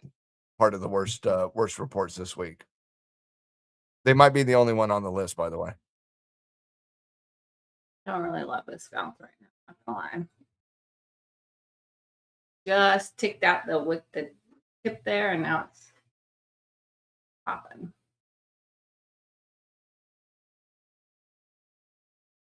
If I had to say if I had to rank all the earnings reports so far, here's my list. Goldman was 1. I thought Elevance in healthcare had really good reports. And then I think you could throw in JP Morgan and Morgan Stanley right there at the top. Kind of mid-level, did okay, average, pretty decent. I think you could throw Wells Fargo, Citi, and Bank of America, BlackRock all into the same pile of okay. I actually thought Citi had a better report than Bank of America, but Bank of America went up, Citi went down. ASML, I think you got to put into the positive camp because of the increase in guidance, and they beat everything. The market's just there's just a very high bar on these AI names, obviously. Conagra CAG had one of the worst reports. They lowered guidance by 7%, in line on EPS. Revenue was up a paltry 3%, but they do have an interesting reversal playing out on the low point. But I would definitely say Goldman was the best so far, just in terms of pure fundamentals, I would say. IBM was the worst so far. but IBM deserved a gap down. Do they deserve to gap down, sell down, and act like they're the high flying growth stock and not the boring old fashioned IBM Big Blue? Like these people are acting like IBM's just like one of those software companies. Ridiculous. Bulls might make a play at this. You watching ES? I am. I'm watching NQ. I'm very unhappy that I got stopped out 15 minutes ago. It could be that it could. Well, it's come from a better Juicy there. position. It's a double bottom. Yeah. And slightly higher low at that same key level. Stinking bulls the last 30 minutes are going to make me give up all my gains earlier in this session. Death by 1,000 needle cuts here. Let's do it again. Let's have some fun. Yeah, I don't know if I got enough in me for one more trade because I've been in this one for an hour and 20 minutes, and it might take me here right now. But oh no, I wouldn't. Yeah, you probably won't take that here. Yeah. My goodness. I'm gonna do it. I'm gonna do it. I'm doing it again. I'm doing it again. It's the exact same trade idea I just got stopped out on, but I'm gonna do it again. And if anything, now you have more confirmation that it retested and it held. Oh, now we're gonna talk confirmation. Turns out, Matt, if you wait for confirmations, your trade might work a little better. I had to. I had to. Oh, no, do it again. So true. So true. Oh, goodness. Little tip. It's going to stop me out just to punish me for all my comments. I think I'm about to get taken out too. That's so funny. Ace, I'm going to let it ride. I had to. I shouldn't even talk the rest of the day, Ace. Hey, if I could take it, every once in a while I might dish a little. It works both ways. If you're going to dish, you got to take. That's what I'm saying. Fair rejection here. Wow. This? Okay. Wow. Okay. You got very close to my stop again. All right. I'm done being a bull today. That's two partials that got stopped out with me being cheap without confirmation. I'm done. I'm sorry. I got a monkey with your situation. Honestly, Becky's burn hurt worse than the two stop losses. Because she's absolutely right. I did both partials without confirmation. I mean, I did. I was trying to front run the larger move. You can see my no confirmations too. We taking risks. I can't say anything right now.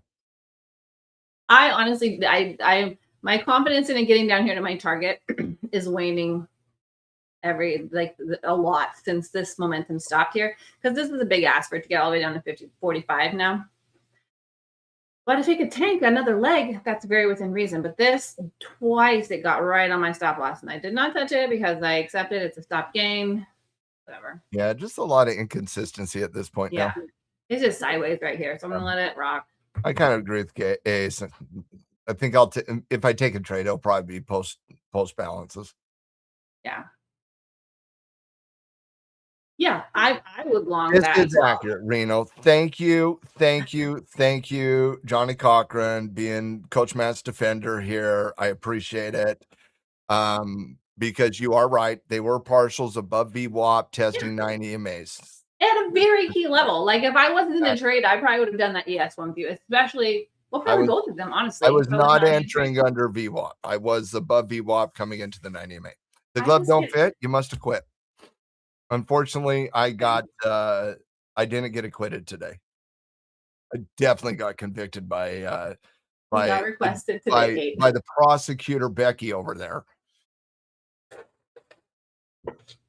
If I could remember the prosecutor's name in that case, Devil's advocate. Hmm. The walking pad gives me power.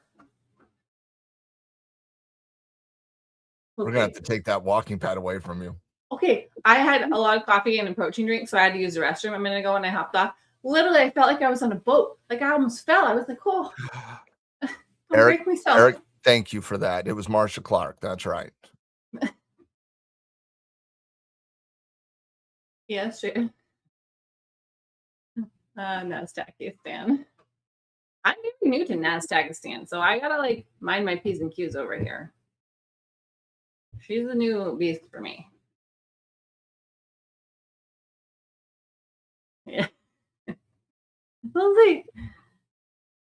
We'll see. I think I might take off one more on here because I don't think it's doing anything kind of fancy right now. No, I'm flat right Go now. down to one runner.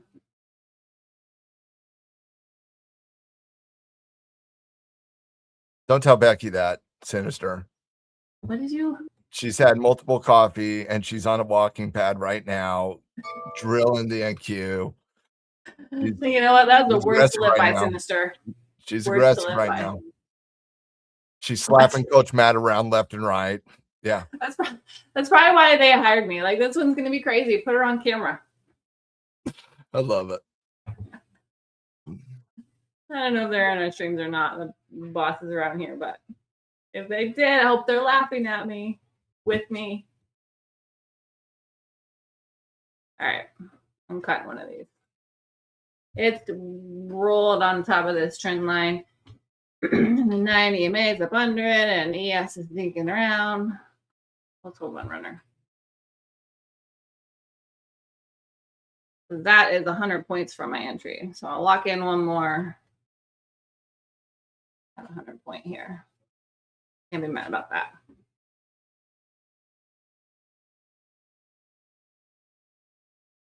All right.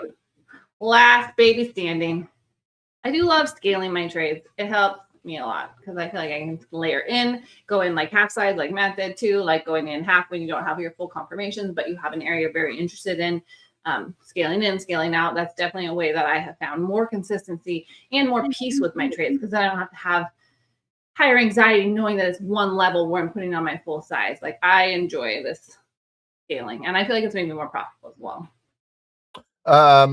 Is Trump in a press conference right now, Reno? Or is he posting on You're gonna mess me up. Truth? What's he doing? Okay, you guys gotta watch that. Help us out.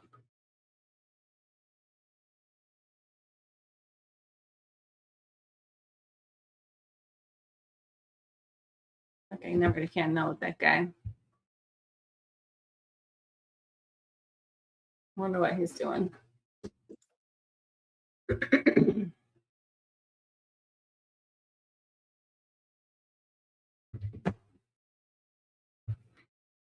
Oh.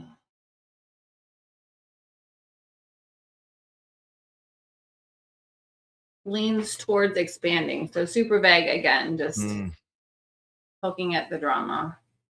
Yeah, it's been kind of the last 3-4 days. You guys might know this more than I do, so I'm going to ask you. But in any time other than this Trump administration, have we had this much real time, like Trump wants to have a conversation with Iran and like all this, like a million different announcements about wartime periods? Because this is new, right? All of these. Well, the war stuff is a little bit newer, but Trump being the oxygen in the room is not. It was similar in the first term, but I would say it's more pronounced this term than it was in the first term, I would say. But no, Yeah. Trump being the oxygen in the room is not a new. No, that's a Trumpism. Yeah. And certainly not with any other presidency. I mean, of course, our access to everything online information wise is growing every year as well. So that's a factor, but it seems like a lot. I'll take the transparency over no transparency, Reno.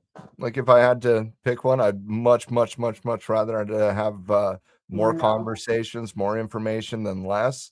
Yeah. But there are times where I would be like, let's stop talking and let's maybe not negotiate in the public as much, especially with the Iranian situation. I feel like it's kind of burned the president constantly negotiating in the public a little bit. Whereas maybe sometimes in the back room makes a little bit more sense. But yeah, I would always rather, if I had to say one way or the other, always give me radical transparency over no transparency. Always. Yeah, those are great points. Okay. Appreciate that. All right, Bulls making their move now. Stopping out twice without confirmation. If I just would have waited for confirmation, I get my move. Jesse. I'm gonna have some repenting to do later tonight. Wow, that took me out. I'm no longer shorting. I scaled, and then stopped gain. You know, my biggest problem on all of this was just stop loss placement. Yeah. If I wasn't tight because I was partial and without confirmation, but given a little bit more room, I would have done fine. Yeah. Yeah, more access present than ever. Yeah, it's so on the surface, like there's so much exposure now. It's wild. Thanks, Ace. Especially in comparison to the previous president. Like, yeah, I agree with the comment in general, but it's very pronounced given what we just all witnessed in the years before that. Like, we didn't get anything. Innuendo and speculation. Again, I'll take radical transparency any day over that.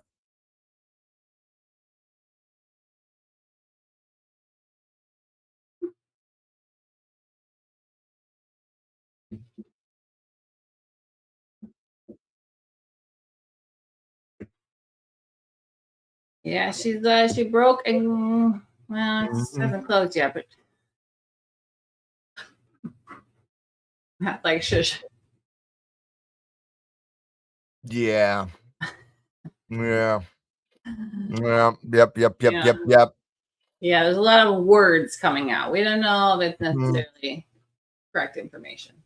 Factor. Well. Yeah. I should have given more the stop loss more room. I'm still stuck on it, Becky. I know. I feel you on that because it's tricky because it hadn't confirmed yet. And so you don't want to carry a lot of drawdown. But like this pivot here, when you were talking about the setup, did hold. Your trade plan is legit. It's good. No, the trade idea was the right idea. I mean, the bulls have stepped up, but it wasn't the trade idea. It was probably the structure of the trade. If I would have given it a little bit more thought, play the pivot with stop loss instead of VWAP, I probably would have been better. Well, the chop that was almost nearly the same on NQ definitely had me pulling out 2 more contracts before the stop too, because it was really fighting here. When in doubt, I'm reminding myself, team, when in doubt, play pivot. For stop loss. When in doubt, play pivot. Yeah. Cup and handle looking on ES. It does look cup and handle-ish for the day today, in which case the neckline is up there. But my issue with that is that it is in a really important resistance from Friday that this entire week up until now has traded underneath of, and we don't have a ton of time to break through it. So that is basically the cup and handle line. It's got a brewing cup and handle. I definitely see the cup and handle on the intraday. It's got an ascending triangle on the daily. It's got a high base on the weekly. Legitimately, every time frame is a bullish pattern with the exact same trigger for a resistance breakout. It's actually fairly impressive with how it's kind of developed that way. This is what Richard Dennis, the famous turtle trader, would probably be salivating over the potential breakout. He was obviously one of the greatest traders of all time, but he traded multiple time frame breakouts, and that's exactly what we're dealing with right now. It's just a multiple time frame breakout on legitimately every time frame in the ES. NQ is different, but on the end, same with the Dow, but on the ES, it all aligns to that same 60, 76.30, 76.48 level. Look at that 4-hour candle on ES. Holy wick. Woo. Bought right up after the push down today. The bulls are fighting. Well, think about if you're a bull. Like any we don't see anything continually sustained to the downside right now because most of the data coming into the market right now is bullish. Most of the data from the economic side of it to the central bank side of it right now. The one dark cloud right now is the geopolitical side of it and not knowing exactly what is transpiring. And as Reno suggested, and Trump's been that way for a couple of days now, talking escalation.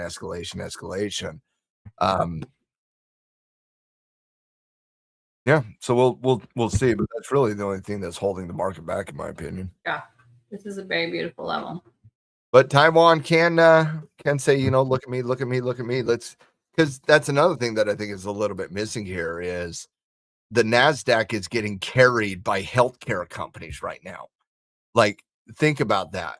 Finance companies, healthcare companies, industrial companies, all outperforming the NASDAQ. The NASDAQ represents 30% of the S&P 500. It's the number one catalyst out there. The AI trade's the number one trade out there. The AI trade represents literally all the growth for the marketplace. And so the S&P is in such a wonderful situation, but the AI trade has disconnected from the market. Well, what can reconnect that? Nothing faster than one of the tier one AI catalysts from an earnings perspective. And we got ASML today, didn't do it. Taiwan Semiconductor is a much, much, much infinitely bigger story tomorrow.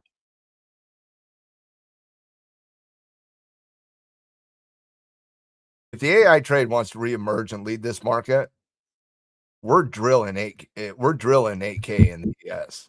Like, maybe not in one leg, but we are getting up to the 8K level.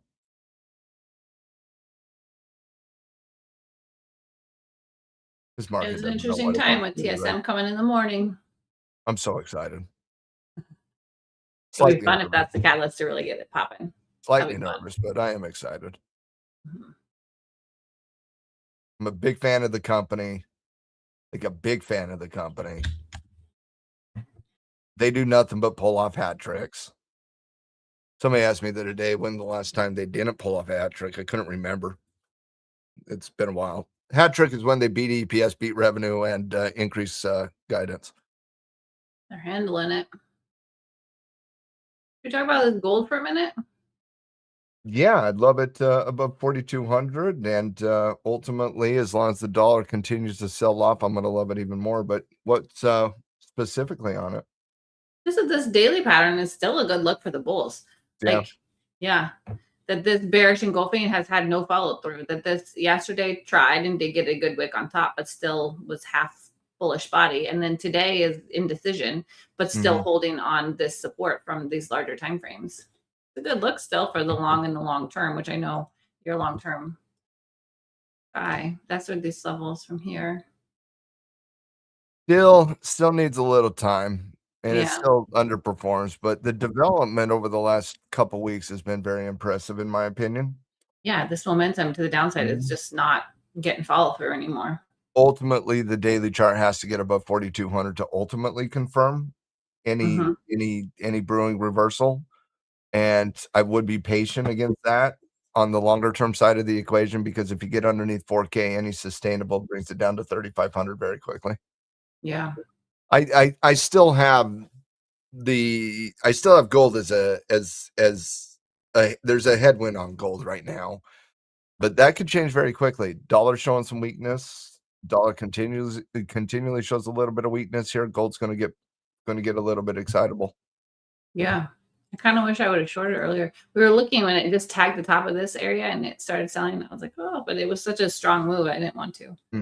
But it could bounce here on VWAP at the end, but we're out of time pretty much. Yeah, that's getting pinchy on VWAP and the 90 EMA too. Yeah. It was just right inside for the last quite a minute here. Like on the longer term side, I have been recommending covered call status for the better part of months now. But you get above 4,200 on gold, I will alleviate covered calls and let risk graphs open up. Let it run. Well, there's VWAP, not VWAP, but balances just came out. Ooh, what are we doing? Let's see. A little bit of bull, ES a little bit of bull move here. Pump it. This is the ES. It slid back right ahead of them, and initial moves look bullish, but last few minutes. It's checking Q. Similar. Yeah, Ricky, I'm right 100% with what you just said. Like, I'll always take the transparency. It doesn't mean we don't have to also cipher through truth versus non-truth. I mean, we are talking about politics. Yeah. So, same page. Yeah. I think we're just going to fizzle out. I think we know that this consolidation we've been doing for the last hour is pretty much the day. I can't remember the last time a politician said something that I didn't need triple verified. Huh.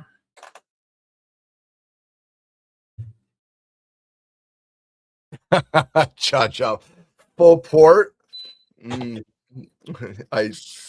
calling nonsense on that one, Jaja.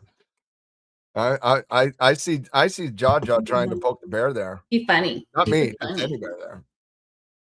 Jaja coming in over the top. I like a good joke. I love it. Bring it. That was funny. Well, you don't need Oh, man. all the move to catch the money. Like we got a little piece here and protected ourselves. I know Mary, I don't know if she's still here. She's got some good short off of that. So the vodka.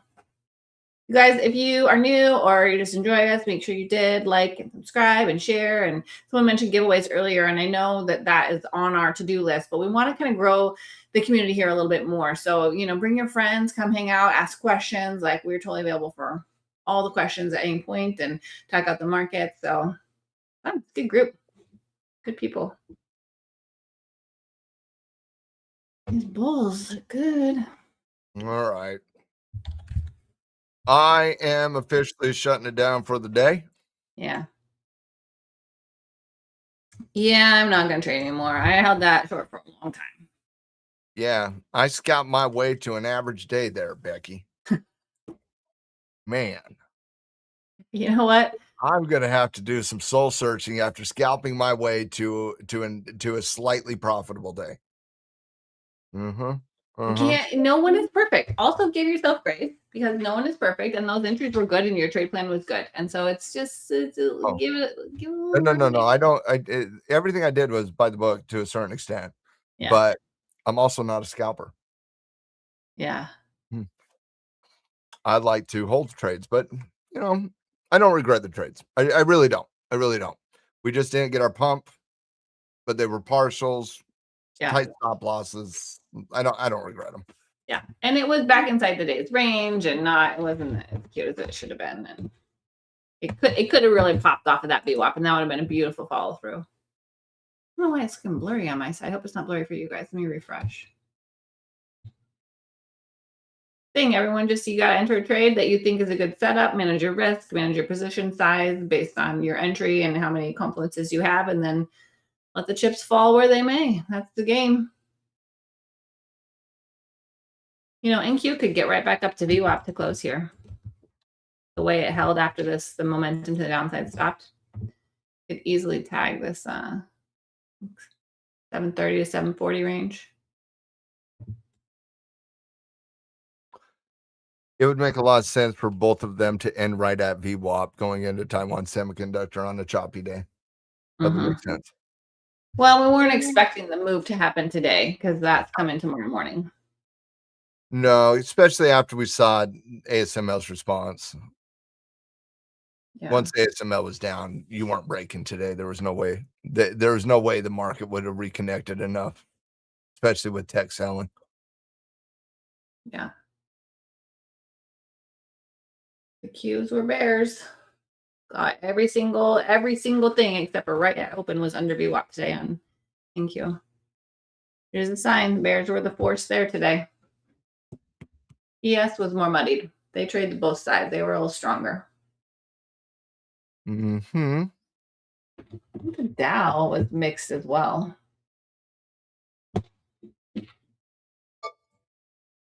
Just pull up really quick. What's the Dow look like these days? Yeah, it bounced around VWAP too. It was more mixed like ES today. Closing bullish. Closing bullish day. But yeah, I would say the market was generally mixed today. Yeah, I think so too.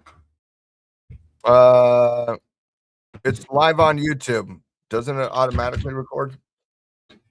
Yeah. It's there to watch afterwards. Yeah, it's there to watch after. It'll just show like you just pick the right live for the time that you're in. So like if you go back there today, it'll be the one that said started 5 hours ago will be the most recent. So you can gauge which one you're looking for based on just when it says it started. Yeah, all near VWAP right now. Yeah.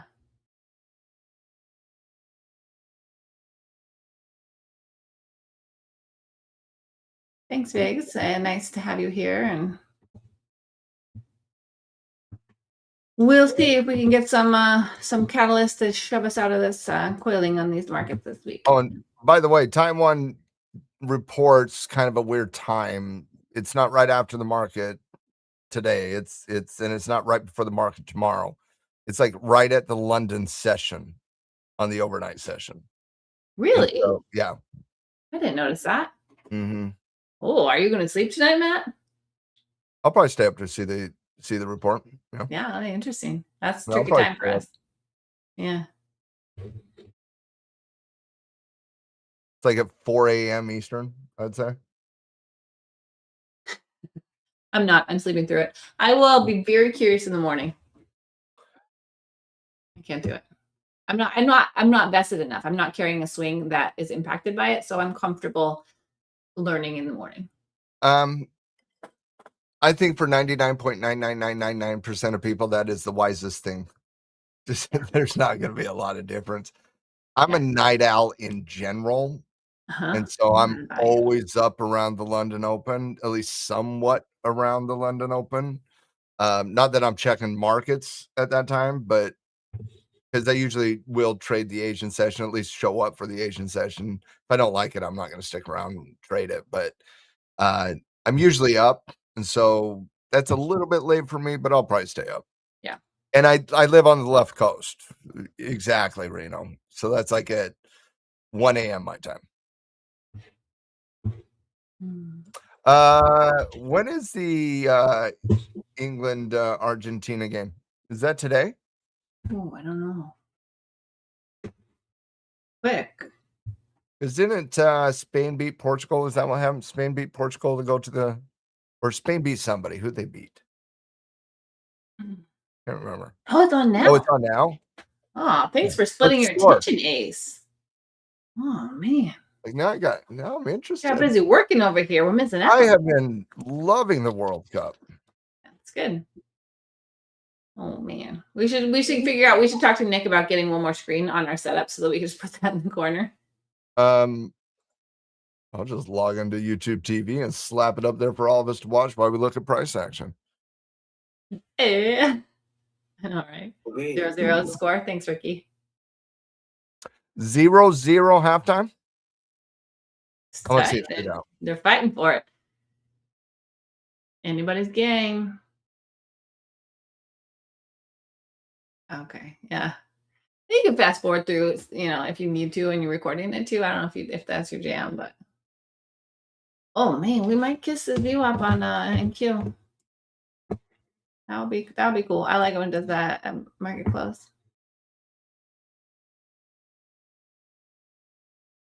It did break here. This was an interesting look here.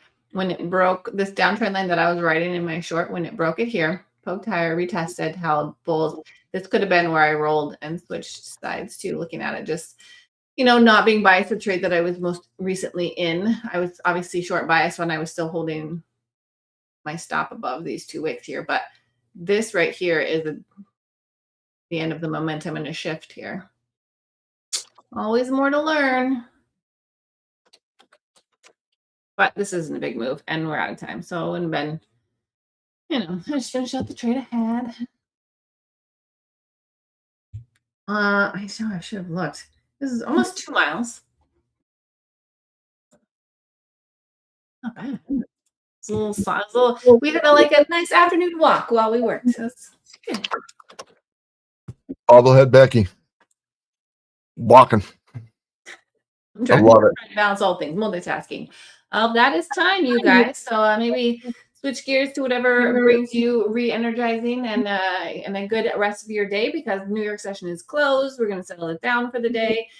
Thank you everyone for being here with us, asking questions and being involved in the community, and kindness and support, and seeing what we could see. And hopefully everybody made a little bit of money, and Matt kept his money from earlier. Cheers, everyone. Have a great day. We'll see you tomorrow, guys. Thanks.